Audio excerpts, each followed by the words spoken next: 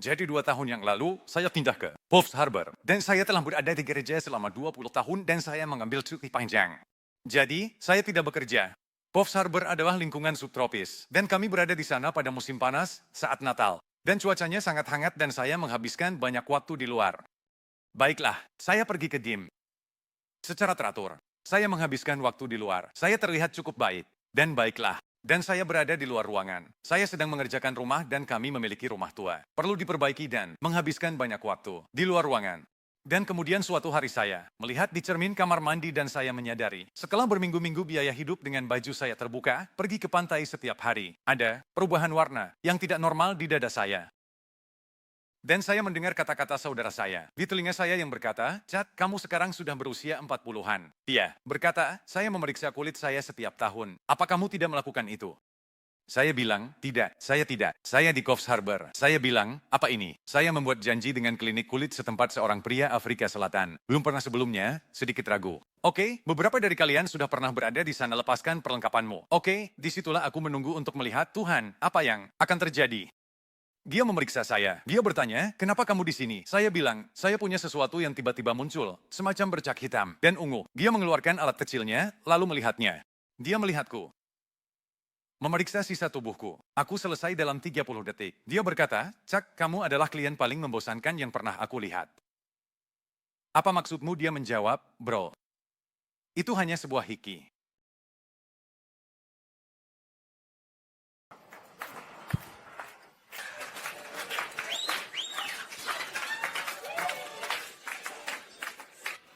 Saya seperti, ya, dari mana itu berasal? Seperti, sebaiknya kamu tanya istrimu, bro. Maksudku, aku bilang ke Jay, aku tahu aku tidur nyenyak, sayang, tapi... Ayolah. Tidak setuju. Tidak setuju. Bagaimanapun. Jadi terima kasih telah memperkenalkan saya seperti itu, Gideon. Itu mengerikan. Dan saya harap ini tidak disiarkan langsung dan istri saya tidak menonton. Karena sekarang saya tidak akan pulang. Pada dasarnya, saya sekarang tidak akan pulang sama sekali. Saya, bagi kalian yang tidak tahu. Beberapa tahun yang lalu saya meluncurkan buku kedua saya. Yang benar-benar merupakan buku yang signifikan, You Can Handle the Truth. Ada kelompok kecil di sini yang sedang mengerjakan kursus video ini, dan sejumlah dari kalian sudah memiliki salinannya. Pada dasarnya, ini adalah buku tentang hermeneutika, salah satu hasrat besar saya dalam berkhotbah, yang sangat signifikan bagi gereja ini. Kami datang pertama kali saya datang pada tahun 2012. Gideon meminta saya untuk berkhotbah tentang buku pertama saya, The Tale of the Rich of Finance. Sebenarnya, saya sudah membagikannya tahun lalu ketika saya di sini pada pagi hari Minggu dan kami mengadakan sesi tanya-jawab di konferensi Grace and Glory. Yang pertama, Ben Rob dan saya duduk di platform dan ada pertanyaan, sebagian besar tentang anugerah, dan ada sedikit kontroversi pada saat itu.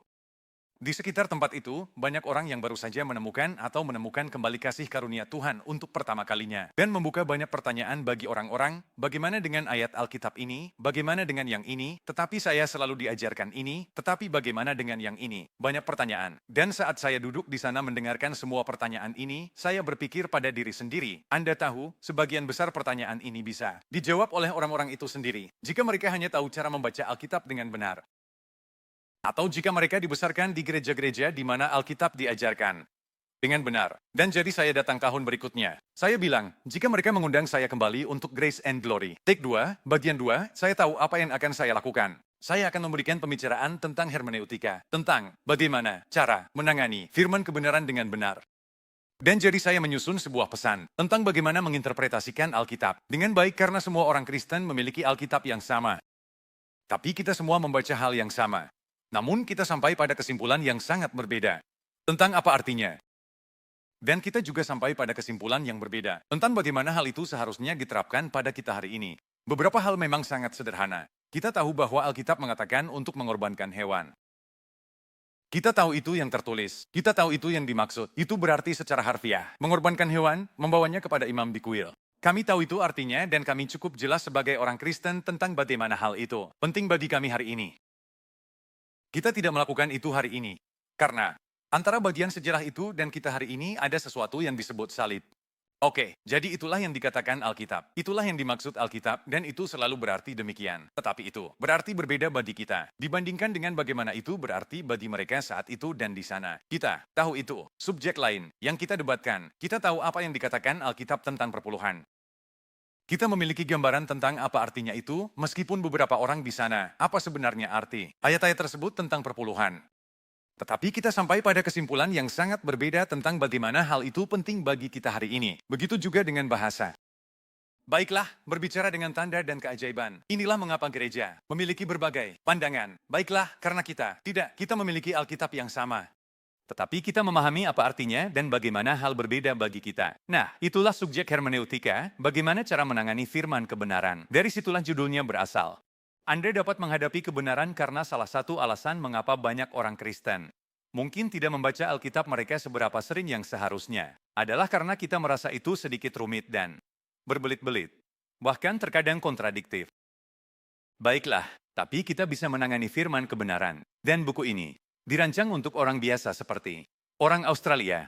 Oke, orang-orang sederhana, untuk membimbing mereka melalui proses itu. Jika Anda tidak memiliki salinan, silakan ambil satu.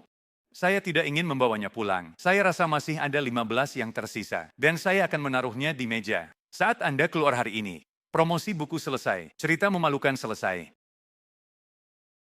Mari kita masuk ke dalam firman. Hari ini kita melanjutkan tema yang telah disampaikan oleh Min tadi malam. Min selama ibadah mengeluarkan peralatan lukisnya dan membuat potret indah ini yang saya asumsikan adalah Yesus Kristus, Gembala, dengan domba-dombanya. Setidaknya itulah yang saya lihat. Oke, dalam kebaktian kedua ini, kita melanjutkan tema. Ini dari kebaktian pertama pada pukul 9.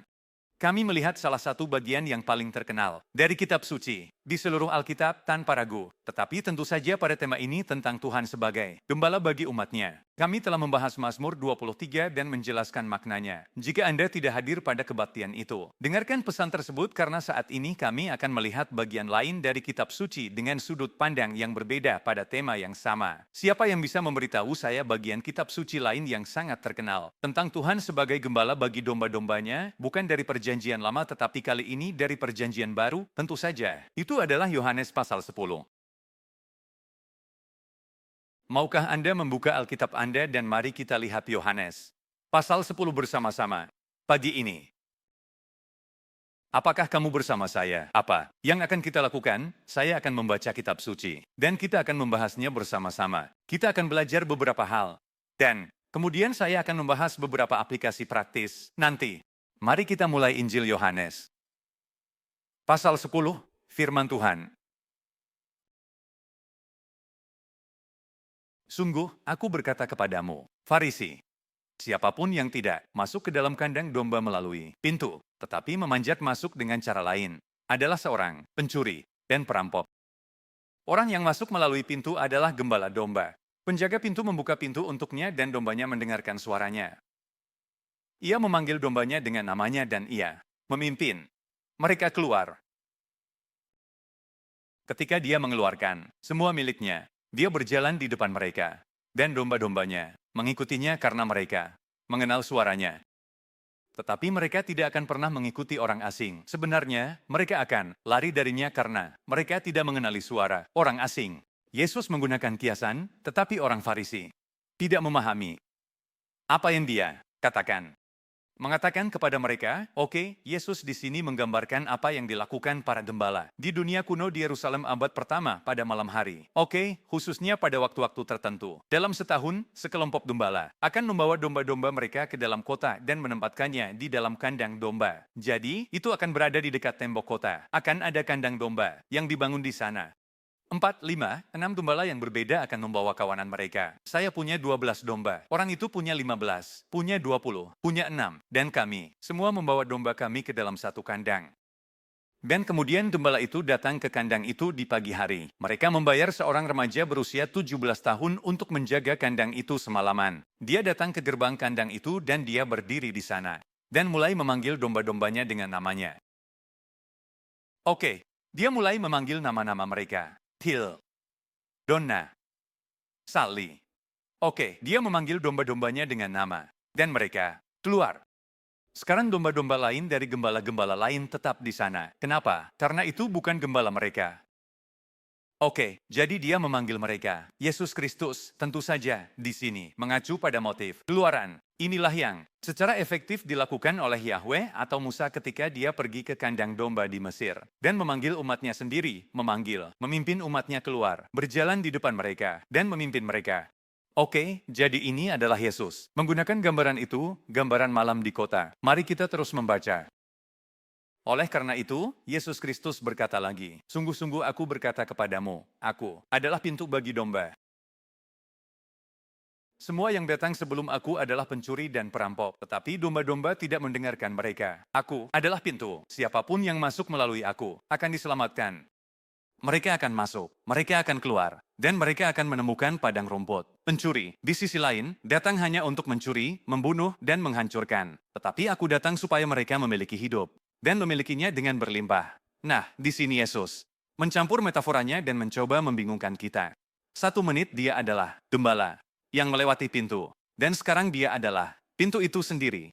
Jadi, apa yang kamu lakukan, kawan? Apakah kamu mencoba membingungkan kami? Tidak, kamu hanya perlu mengikuti gambaran ini.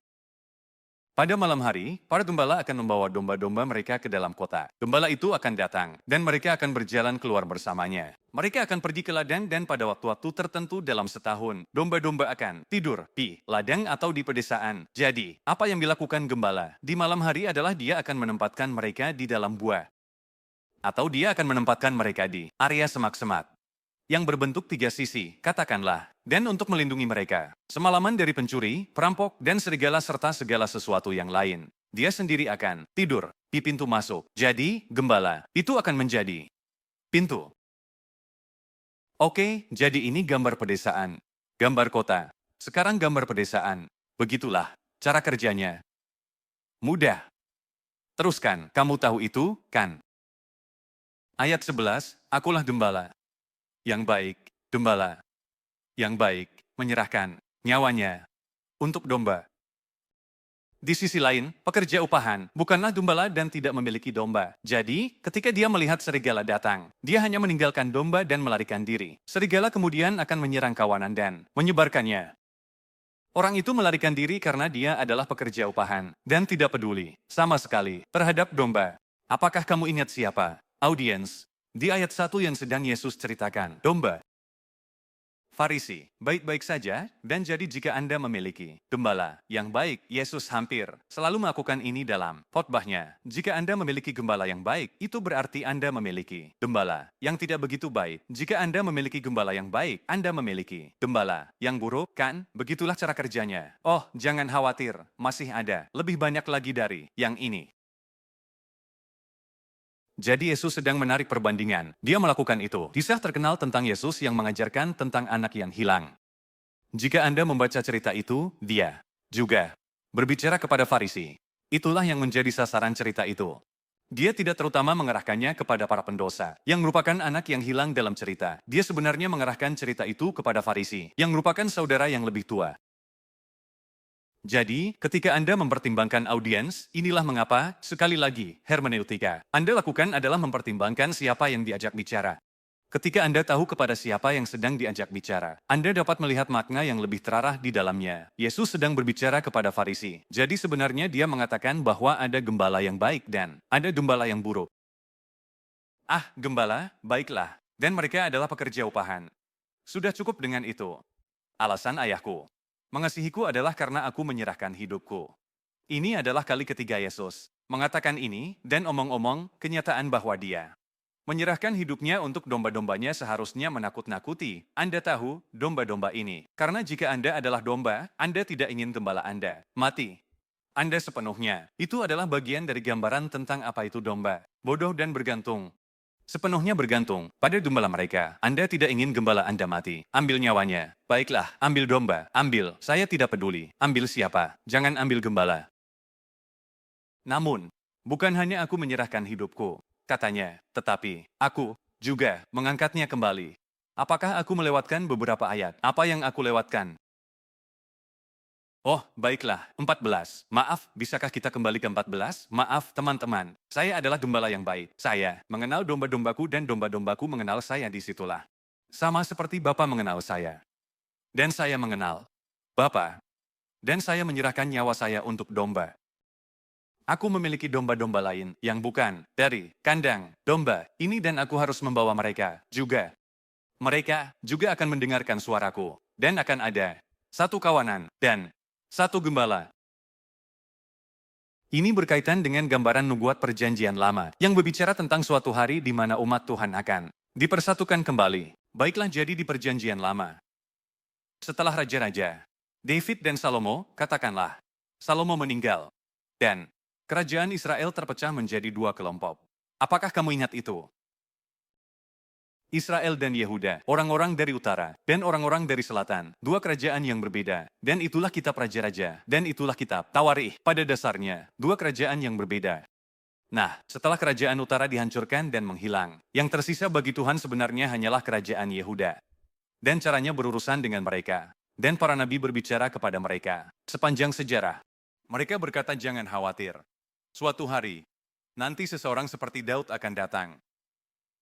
Raja gembala lainnya akan datang, dan dia akan menyatukan kembali kerajaan selatan dan kerajaan utara. Keduanya akan menjadi satu. Dan kita melihat pemenuhan ini, kata Paulus, jauh di sini di perjanjian baru. Ketika dia mengutip salah satu nabi itu, Hosea, dan dia berbicara di Roma, saya rasa, oh iya, Roma 11, dan dia berbicara tentang bagaimana Gentiles selalu ditakdirkan untuk masuk ke dalam kerajaan. Orang Yahudi terlebih dahulu dan kemudian Gentiles bangsa Yehuda, dan kemudian orang-orang yang berada di luar perjanjian dengan Tuhan. Bersatu sebagai satu bangsa. Oke, bersatu sebagai satu. Disinilah Yehezkiel menggabungkan dua tongkat dan mengatakan bahwa keduanya adalah satu. Yesus mengatakan ini. Dia berbicara kepada orang-orang di Yerusalem, kepada orang Farisi. Dan dia berkata, saya menarik orang-orang, orang Yahudi, keluar dari kota ini, ke pedesaan, dan tebak apa? Di luar sana, orang-orang lain akan datang. Oke, orang Yahudi dan Gentiles dipersatukan bersama. Saya membosankanmu. Saya melakukan ini, kebaktian. Saya hanya terus membicarakan hal-hal yang hanya saya minati. Itu dia. Tapi itulah yang dia lakukan. Dia berkata, saya membawa orang-orang yang tidak ada di dalam kandang domba, dan saya menyatukan mereka sebagai satu. Amin. Ayat 17. Sekarang kita sampai pada ayat 17. Alasan ayahku mengasihiku adalah karena aku menyerahkan hidupku. Hanya untuk mengambilnya kembali.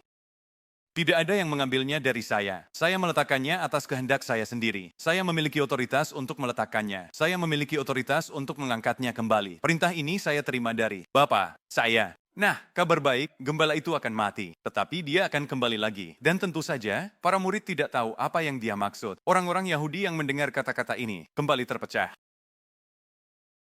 Tidak semua pengajaran yang hebat menyatukan orang, karena akan selalu ada mereka yang tidak suka dengan kebenaran, apapun yang terjadi. Meskipun itu berasal dari Yesus, kan? Mereka kembali terpecah. Banyak dari mereka berkata, dia dirasuki setan dan gila. Kenapa harus mendengarkannya tapi yang lain berkata, ya, tidak. Ya, tidak. Ini dalam bahasa Yunani, kan? Ini bukan ucapan seorang pria yang dirasuki setan. Lagi pula, kita baru saja membaca bab sebelumnya. Bisakah seorang pria yang dirasuki setan menyembuhkan seorang pria yang terlahir buta? Dan itu dia, inilah teks kita untuk hari ini. Yohanes pasal 10. Kerja bagus, Anda baru saja mempelajari seluruh bagian dari kitab suci lagi. Siapa yang menikmati studi Alkitab? Nah, apa yang Yesus lakukan di sini dengan menggunakan metafora ini, gembala dan domba? Dia setidaknya melakukan dua hal. Dia mengacu pada kenyataan dunia, yang sangat terkenal, di mana para pemimpin menyebut diri mereka sebagai gembala, bagi rakyat mereka raja. Habrabi, siapa yang ingat? Kode Habrabi. Tidak ada di antara kalian yang membaca itu dari tahun 1700 SM. Tidak ada di antara kalian yang hidup selama itu. Tidak. Oke, jadi dia menyebut dirinya seorang gembala bagi bangsanya. Oke, dia hidup pada zaman Yakub. Di sana, seorang raja Samaria, saya rasa dia adalah. Dan dia menyebut dirinya seorang gembala bagi rakyatnya. Tutankhamen, Firaun, sekitar tahun 1400 SM, sesuatu seperti itu di dalam makamnya. Salah satu benda yang dia pegang adalah tongkat gembala. Karena para Firaun Mesir menyebut diri mereka sebagai gembala bagi rakyat mereka. Itulah cara mereka memerintah rakyat mereka. Iliad karya Homer, sekitar tahun 750 SM, sesuatu seperti itu. Dia akan merujuk pada para pemimpin Yunani sebagai gembala bagi rakyat mereka. Jadi ini adalah cara yang sangat umum di dunia kuno bagi raja untuk merujuk pada diri mereka sendiri. Jadi kita tentu tahu bahwa Yesus mungkin hanya melakukan itu, dia hanya meminjam sesuatu dari budaya. Tetapi jelas bahwa Yesus melakukan lebih dari itu, dia meminjam hal-hal langsung dari Alkitab. Oke, ini adalah hal yang sangat terkenal bahwa Yahweh, Tuhan Israel, menyebut dirinya sebagai gembala bagi umatnya. Oke, dan ini tidak dimulai di Mazmur 23. Seperti kebanyakan hal dalam Alkitab, tema ini dimulai di kitab Kejadian. Ini dimulai di kitab asal, dan kita melihatnya sampai di akhir, di kitab Wahyu.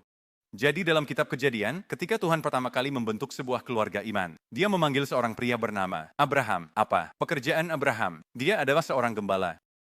Gembala. Tuhan tidak memanggil seorang nelayan. Dia tidak memanggil seorang seniman. Dia tidak memanggil seorang musisi. Dia tidak memanggil seorang petani biji-bijian. Dia memanggil seorang gembala. Abraham, Ishak, Yakub, Yusuf. Mereka adalah gembala bagi umat. Dan demikianlah Ishak, Yakub yang dikenal sebagai Israel pada usia 147 tahun. Di akhir hidupnya, dia memberkati anak-anaknya. Dan dia mengatakan ini tentang mereka dalam kitab Kejadian, pasal 47. Saat dia berdoa untuk anak-anaknya, Kejadian 48, dia memberkati mereka. Dan dia berkata, semoga Tuhan yang di hadapannya, kakek saya Abraham dan ayah saya Ishak berjalan. Tuhan yang telah menjadi gembala saya sepanjang hidup saya. Selama 147 tahun, Yahweh telah menjadi gembalaku. Daud tidak menciptakannya, Israel yang melakukannya, Yakub yang melakukannya. Tepat di sini ini sangat mendalam bagi saya. Saya memiliki pemikiran ketika saya mempelajari Mazmur 23. Daud melihat Tuhan sebagai gembalanya karena itulah yang dia lakukan.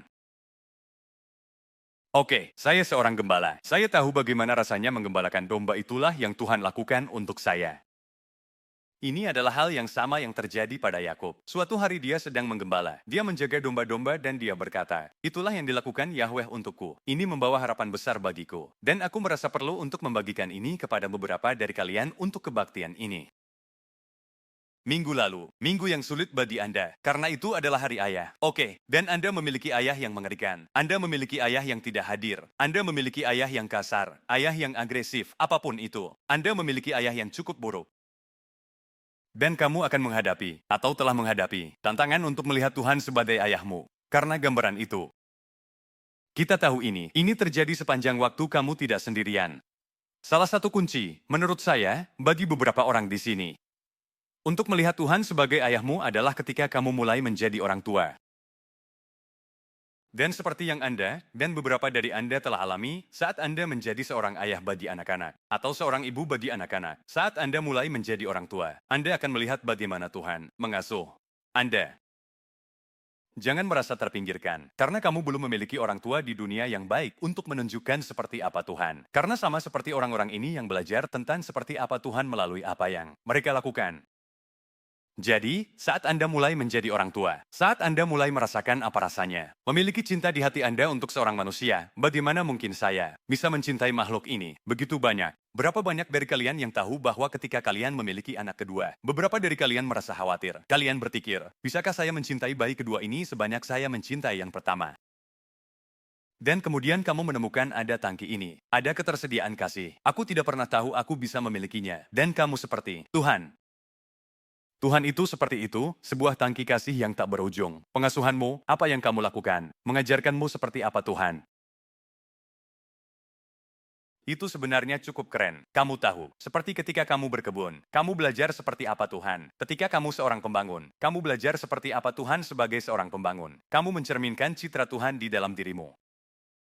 Mengajarkanmu seperti apa Tuhan itu, identitasmu, Craig sebenarnya mengajarkanmu. Seperti apa dia? Saya rasa itu luar biasa. Dan itulah yang terjadi pada anak-anak ini. Yakub mengatakan di akhir hidupnya, engkau, Yahweh, telah menjadi gembalaku. Aku telah belajar apa artinya menjadi seorang gembala. Daud jelas mengatakannya dalam Mazmur 23. Dan sepanjang kitab suci hingga akhir di kitab Wahyu, di mana dikatakan bahwa anak domba Tuhan sendiri menjadi seorang gembala. Dan anak domba yang duduk di atas tahta akan menjadi gembala bagi umatnya. Kejadian hingga Wahyu. Tema ini mengalir sepanjang kitab suci. Beberapa Mazmur, banyak nabi, Yehezkiel, Yesaya, Zaharia, Zefanya, Mika, Yeremia, Hosea, para rasul dalam kisah para rasul, surat-surat apostolik. Tema penggembalaan ini digunakan berulang kali untuk berbicara tentang gembala ilahi, untuk berbicara tentang gembala manusia, baik sipil maupun religius. Tema ini mengalir sepanjang Alkitab. Tidak heran jika Yesus mengangkatnya dalam Injil. Dia hanya menjiplak seluruh sejarah yang telah ada sebelum. Sebenarnya, orang-orang pertama yang mendengar tentang kelahiran Yesus adalah para gembala. Gembala-gembala yang menjaga ladang mereka di malam hari. Malam di luar, di antara domba-domba, menjaga ladang mereka. Di luar, di ladang, menjaga domba-domba mereka. Di malam hari dan saya tidak ingin merusak Natal untuk Anda. Tetapi itu hampir berarti jaminan bahwa Yesus tidak lahir di bulan Desember. Karena itu adalah pertengahan musim dingin. Dan gembala tidak menghabiskan malam musim dingin. Di Israel, di ladang pada malam hari, terlalu dingin. Mereka akan pergi ke kota dan mengunci domba-domba mereka di dalam kandang. Jadi Yesus tidak lahir pada bulan Desember. Dia mungkin lahir di akhir musim panas, musim semi. Mungkin September. Saya punya teori tentang itu. Terima atau tinggalkan. Saya baru saja merusak Natal untuk Anda. Sama-sama, sama-sama. Intinya adalah ini. Tuhan memilih gembala. Tuhan memilih gembala. Saya memiliki 3 hal untuk dibagikan tentang itu. Apakah Anda siap? Itulah judul untuk pesan hari ini jika Anda menginginkannya. Tuhan memilih gembala. Poin nomor 1 adalah ini. Ketika kita melihat wahyu ini bahwa Tuhan memilih gembala sebagai domba, kamu memiliki seorang gembala yang hebat. Ayo, sebagai domba, apa yang ditunjukkan gambar ini kepada saya? Ini mengajarkan kita bahwa, sebagai domba, saya memiliki seorang gembala yang agung. Saya tidak ingin memberitahu Yesus bagaimana cara menjalankan tugasnya. Tapi, Yesus, kamu merendahkan diri. Ketika kamu hanya menyebut dirimu gembala yang baik. Kau jauh lebih baik daripada gembala yang baik. Kau tahu, kau adalah gembala yang hebat. Dan secara harfiah, kitab Ibrani menyebutnya demikian. Ia disebut gembala yang terbesar. Dia adalah gembala, menurut Daud, bahwa ketika dia memimpin saya tidak akan kekurangan. Bukan pemerintah federal yang memimpin saya. Bukan gereja yang memenuhi setiap kebutuhan saya. Bukan, melainkan Yahweh, gembala saya, melaluinya saya tidak akan pernah kekurangan. Dia adalah gembala yang agung bagiku. Dia adalah seorang gembala. Menurut Mazmur 23, seperti yang kita baca sebelumnya, dia memenuhi setiap kebutuhanku, membimbingku ke tempat-tempat damai, memulihkan jiwaku yang lelah, menuntunku di jalan yang benar, memberiku keberanian di hadapan kematian, menghiburku, ketika aku lelah, menyiapkan meja di hadapanku, mengurapi kepalaku dengan minyak, dan membuat cangkirku melimpah. Dia adalah gembala yang baik, menurut Mazmur 28 yang dikatakan oleh Daud bahwa dia mengangkat umatnya selamanya. Dia adalah gembala dalam Yehezkiel 34 yang dikatakan oleh Nabi, mencari domba-domba yang terskatret. Mencari mereka. Yehezkiel 34 mencari domba-domba yang tercerai-berai dan mengembalikan yang tersesat. Ia mengikat yang terluka, menguatkan yang lemah. Ia menggembalakan mereka di padang yang subur dan melindungi mereka dari binatang buas. Zefanya pasal 3 mengatakan bahwa gembala ini menyelamatkan yang pincang dan mengumpulkan mereka yang telah tercerai-berai. Dalam Yesaya 40, dikatakan bahwa gembala ini dengan lembut memimpin mereka yang memiliki anak muda dan mengumpulkan anak domba di pelukannya. Dalam Lukas 15, Yesus menggambarkan gembala ini sebagai orang yang meninggalkan 99 domba untuk mencari satu yang hilang. Petrus menggambarkannya dalam surat Rasul Petrus sebagai gembala dan pengawas jiwa kita. Gembala dan pengawas jiwa kita. Penulis Ibrani menyebut Yesus gembala agung dari domba-domba. Tidak heran Daud bisa bernyanyi dalam Mazmur 95.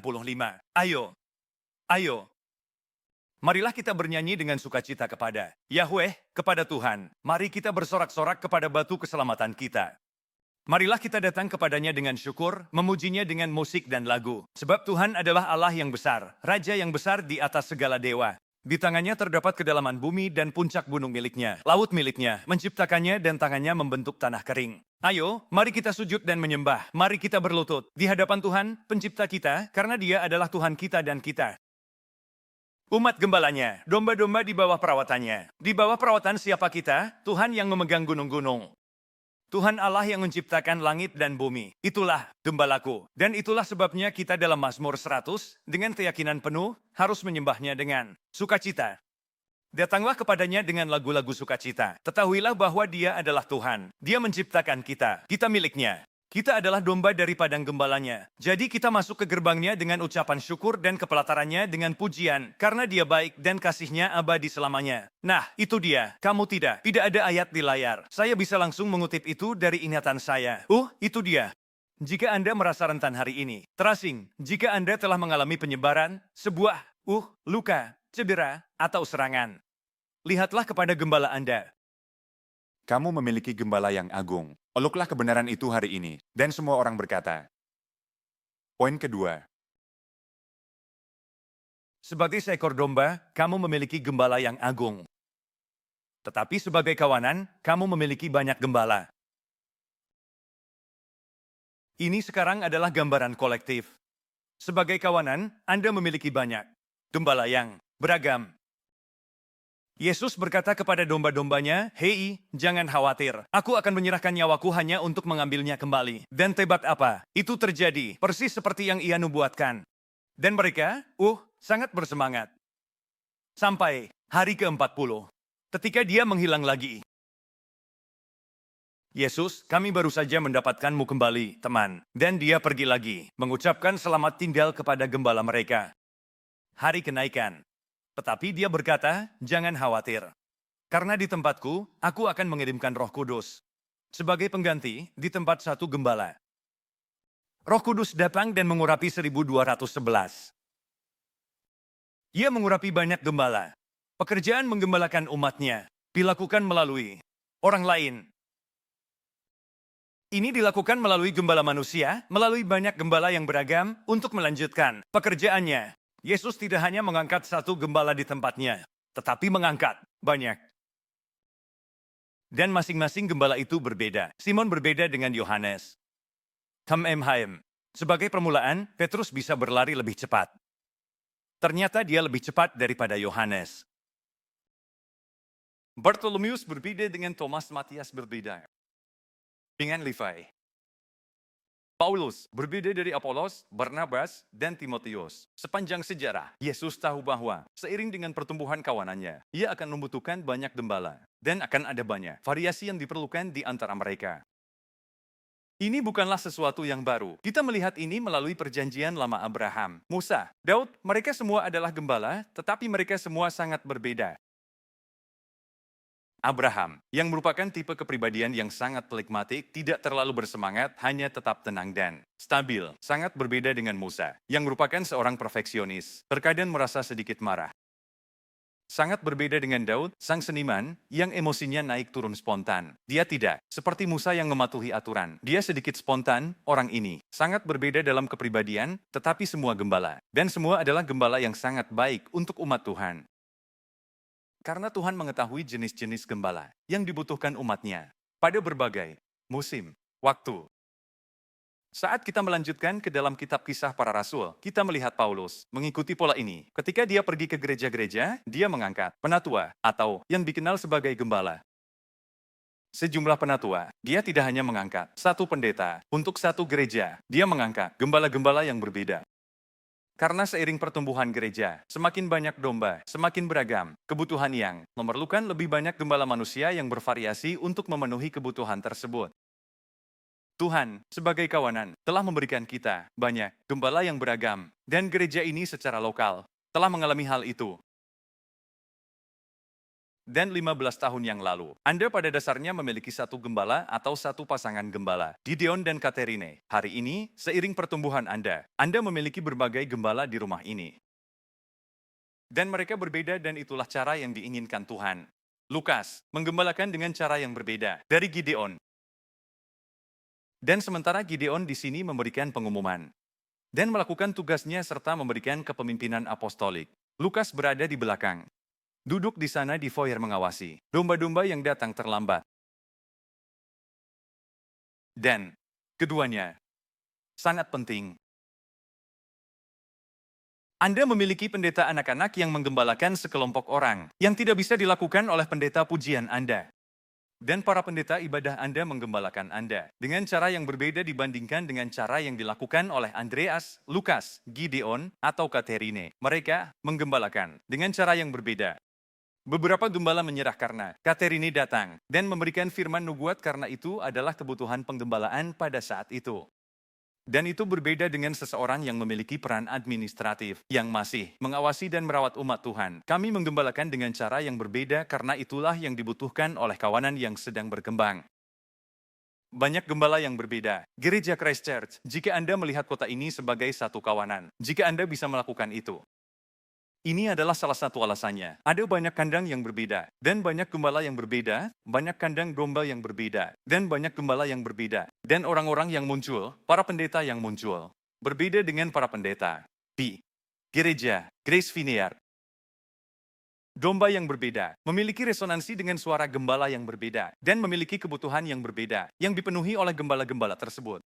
Pendeta Presbyterian Anda berbeda dengan pendeta baptis Anda, berbeda dengan berbagai gereja Elam dan CRC, dan Anda sebut saja. Anda terus melanjutkan daftar tersebut. Anda mengenal mereka, saya tidak. Gereja perayaan, mereka dipimpin oleh berbagai jenis gembala, karena ada banyak domba di kota ini, dan itu adalah hal yang baik.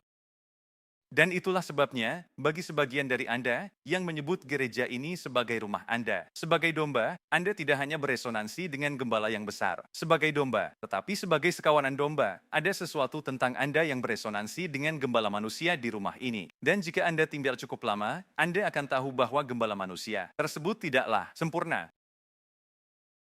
Mereka tidak sempurna, tetapi kamu juga tidak. Jika kamu menginginkan seorang pendeta yang sempurna, jujur saja, semoga berhasil, kan. Kembali ke poin 1. Itulah gembala sempurna Anda. Gembala sempurna Anda adalah gembala yang agung. Untuk Anda, tidak ada yang namanya gembala manusia yang sempurna. Karena setiap gembala juga adalah domba.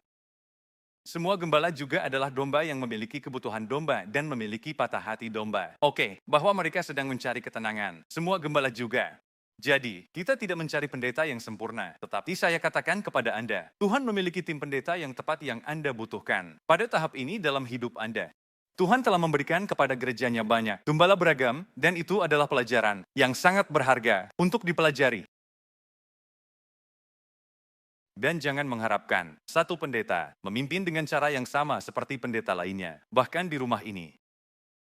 Dan kamu tahu bahwa terkadang kamu merasa, untuk pendeta itu, dia tidak membantuku di area itu.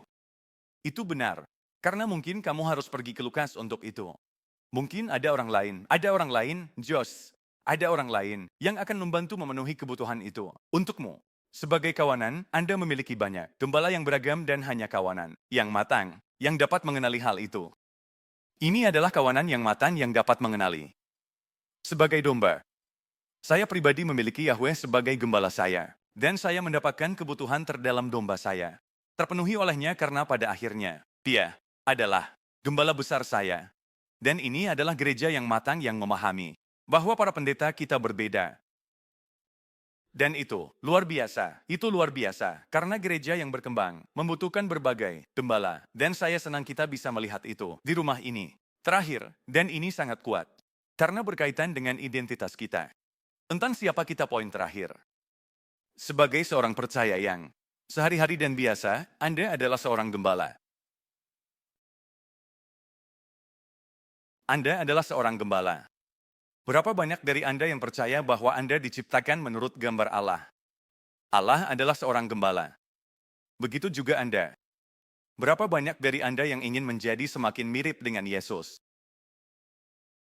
Yesus adalah seorang gembala jadi, saat kamu menjadi lebih seperti dia, kamu akan menghargai dirimu sendiri. Lihat apa yang saya lakukan di sana. Ini lelucon dari seorang pendeta, kan? Tidak buruk, kan kalian? Semua adalah gembala. Kalian juga. Semua adalah gembala. Dan meskipun para pemimpin mungkin memiliki tanggung jawab dalam komunitas gereja untuk mengkomunikasikan iman, budaya rumah, dan menjadi katalis untuk budaya rumah, kita semua memiliki tanggung jawab untuk membawa budaya rumah. Dan salah satu aspek dari budaya rumah ini adalah aspek yang memiliki penggembalaan yang baik. Kami bukan gereja yang hanya fokus pada penggembalaan, harmoni, dan kamu lakukan. Kami adalah gereja budaya kerajaan. Saya mengatakan, kami di sini karena saya merasa seperti dirumahkan. Kami adalah gereja budaya kerajaan. Namun, bagian dari potongan kerajaan itu adalah bahwa kami adalah gereja yang melakukan penggembalaan dengan baik. Dan agar kita memiliki budaya penggembalaan yang baik, itu berarti bahwa kita semua mengambil tanggung jawab untuk menjadi gembala dalam komunitas ini, sesuai dengan kapasitas dan karunia yang telah diberikan kepada Anda. Anda lihat, setiap bisnis atau tim olahraga berhasil karena mereka memiliki pemimpin yang memimpin jalan. Tetapi ada kekuatan yang besar dalam mereka yang mengikuti, kekuatan dari para pengikut pertama. Apakah kamu sudah mendengar tentang itu? Orang-orang yang mendukung. Satu hal, memiliki bisnis di mana para pemimpin percaya pada kebaikan. Hal lain adalah ketika semua staf mempraktikkannya. Satu hal adalah ketika para pemimpin klub olahraga percaya untuk mengambil inisiatif. Tetapi hal lain adalah melihat orang-orang di klub olahraga itu mengambil inisiatif. Disitulah Anda tahu bahwa Anda memiliki budaya. Nah, mari kita tidak hanya melihat kepada para pendeta kita. Kami membayar Anda untuk melakukan pekerjaan itu. Tidak, mari kita tidak hanya melihat para pendeta kita untuk menjadi gembala yang baik. Mari kita semua mengambil tanggung jawab untuk mengangkat budaya itu. Cara praktis, 5 cara praktis dari Yohanes 10. Kita bisa melakukannya. Mari kita jalani ini dengan cepat. Apa yang terlihat dari penggembalaan sehari-hari oleh orang percaya sehari-hari. Nah, gembala yang baik dikatakan masuk melalui pintu. Ingat itu. Penggembalaan yang baik, penggembalaan sehari-hari terlihat seperti mempraktikkan proses yang tepat. Pencuri, melompati tembok, merusak masuk, dan menyelinap di malam hari. Gembala yang baik masuk melalui gerbang. Kenapa? Karena itulah cara yang benar untuk melakukannya. Dan ada hal-hal tertentu di mana hal yang benar untuk dilakukan adalah hal yang benar untuk dilakukan. Sebagai budaya gembala, kita semua mengatakan, tahukah Anda, ada proses yang tepat untuk dilalui yang berkontribusi pada budaya penggembalaan yang baik. Matius 18, seseorang berbuat dosa terhadap saya. Proses yang tepat adalah pergi ke Facebook kan, dan mempostingnya serta memberitahu semua orang. Proses yang tepat adalah memberitahu teman-temanku tentang hal itu. Proses yang tepat adalah pergi kepada orang itu. Karena saya bertanggung jawab, itulah yang dilakukan oleh gembala. Kami melewati gerbang, kami melalui proses yang tepat. Saya tidak mengeluh dan merintih kepada rekan kerja saya tentang bos saya. Saya pergi ke atasan saya jika saya melihat sesuatu. Apakah Anda diizinkan untuk mengatakan itu di sini? Saya sudah terlambat. Dan Anda dan Anda, pergi ke atasan Anda dan Anda berkata, saya memiliki kekhawatiran. Anda mengangkatnya dengan dia. Anda mengangkatnya dengan dia. Karena itu adalah proses yang benar. Kita melewati gerbang. Kita mengakui. Proses yang benar. Nomor 2. Penggembalaan sehari-hari. Terlihat seperti ini kita memanggil orang dengan nama.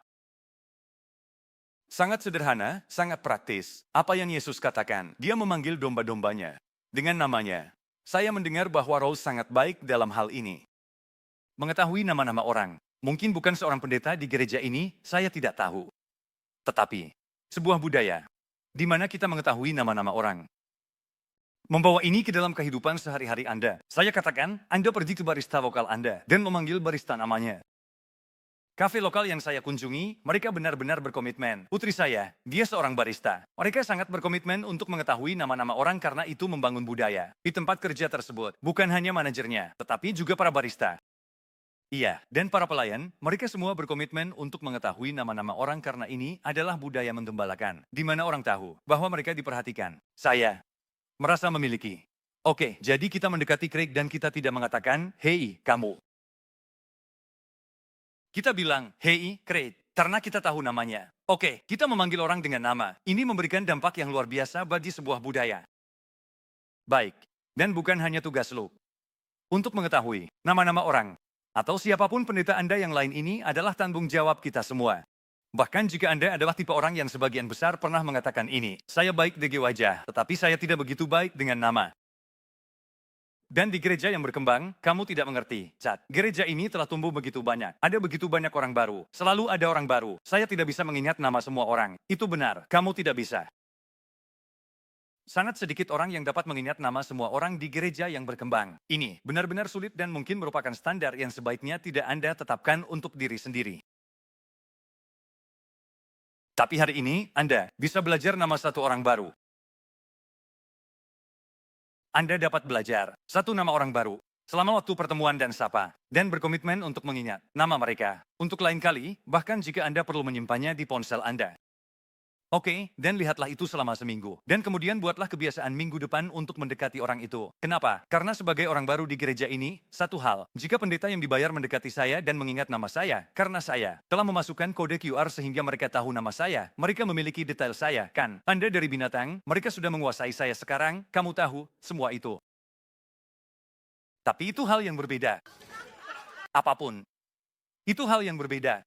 Jika seorang percaya biasa mendekati saya, dan berkata, "Hei, Susan." Mereka tahu nama saya, karena ini bukan hanya kepemimpinan yang ramah. Ini sekarang adalah gereja yang ramah. Kita membutuhkan kepemimpinan yang ramah karena itu dimulai dari para pemimpin. Satu hal untuk mengatakan bahwa kita memiliki pendeta yang ramah, dan hal lain untuk mengatakan bahwa kita memiliki komunitas yang ramah. Kita masing-masing mengambil tanggung jawab untuk menggembalakan. Ketiga, hal yang sangat praktis adalah kita semua memimpin. Dengan contoh, apa yang dilakukan gembala yang baik? Dia memanggil domba dengan nama. Dan kemudian dia memimpin mereka. Keluar. Dia menunjukkan jalan dan memimpin dengan contoh. Sebagai seorang gembala, sebagai seorang percaya biasa, saya adalah seorang gembala. Dan saya mengambil tanggung jawab untuk memimpin dengan contoh di gereja ini. Yang berarti selama waktu ibadah, saya tidak menyerahkannya kepada orang-orang di panggung. Saya memimpin dengan contoh di baris ke-6. Saya memimpin dengan contoh. Jay dan saya berkomitmen untuk ini. Bergabung dengan gereja. Setelah 20 tahun menjadi pendeta, kami bergabung dengan gereja di mana tidak ada yang mengenal kami. Kami bukan pendeta. Kami tidak berada di kepemimpinan. Dan kami hanya tahu bahwa kami masuk dan kami memimpin dengan contoh dalam ibadah. Karena sekali lagi, satu hal untuk mengetahui bahwa gereja memiliki band yang sangat bersemangat. Tidak. Gereja itu adalah gereja yang penuh dengan penyembah. Karena itu, tidak terjadi dari sini. Mungkin dipicu dari sini dan didorong oleh sini. Tetapi itu dibawa. Budaya ini dibawa oleh orang-orang di baris ke-6 dan baris ke-4. Begitulah cara Anda tahu bahwa gereja ini mencintai ibadah. Bukan karena band menyukainya, tetapi karena orang-orang di baris ke-7 menyukainya. Karena saya adalah seorang gembala. Saya memimpin dengan contoh.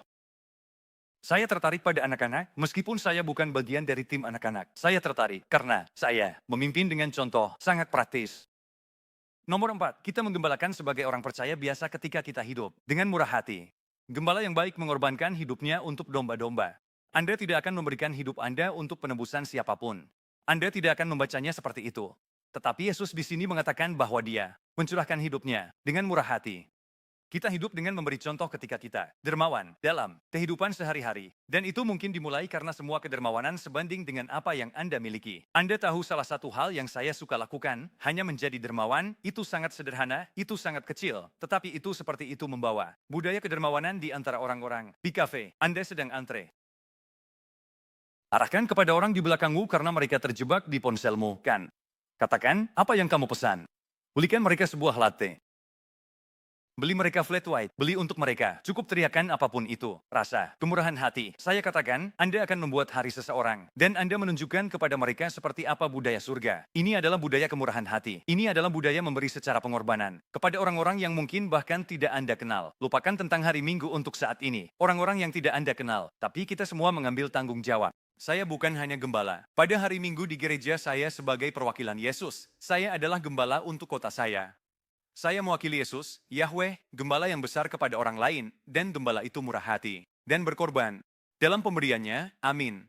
Kita bisa melakukan itu, setiap saat. Dan terakhir, seperti apa gembala sehari-hari?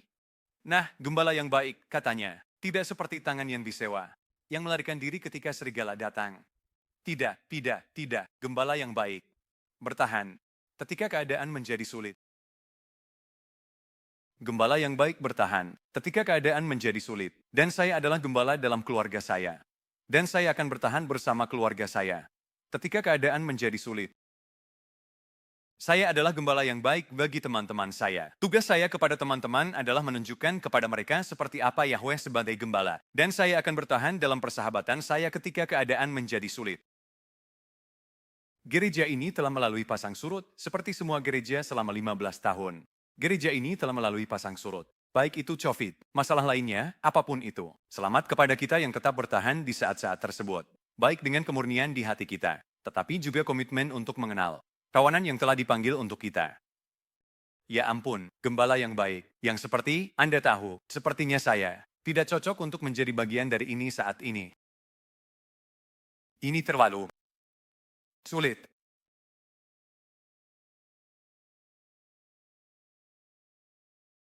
Tapi saya bukan hanya seekor domba. Saya tidak hanya bodoh dan bergantung.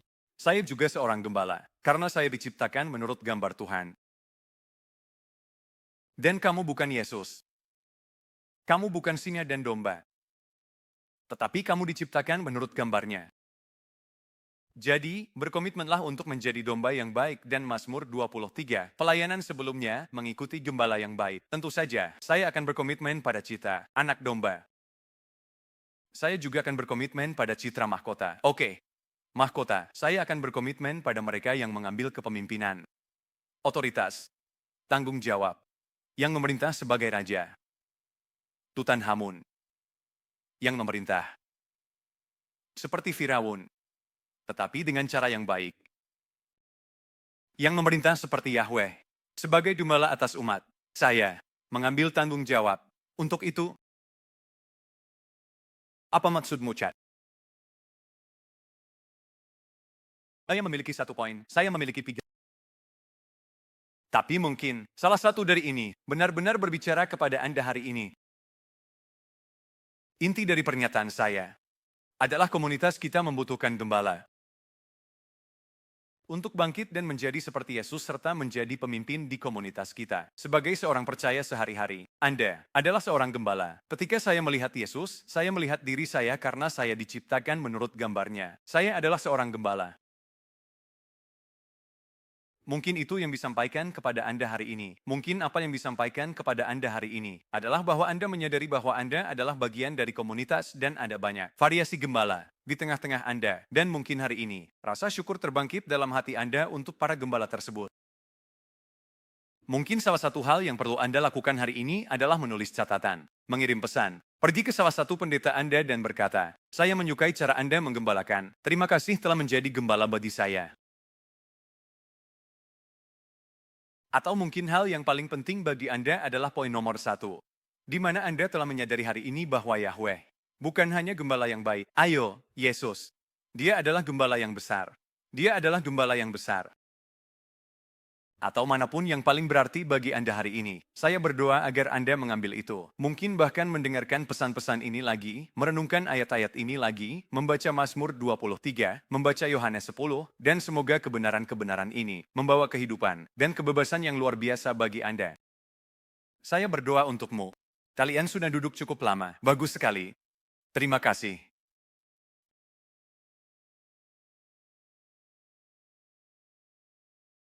Kamu bisa berdoa untuk kami. Mereka pasti sudah bosan dengan suaraku. Kamu tidak memiliki suara. Saya ingin suara gembala. Bisakah Anda berdoa untuk kami?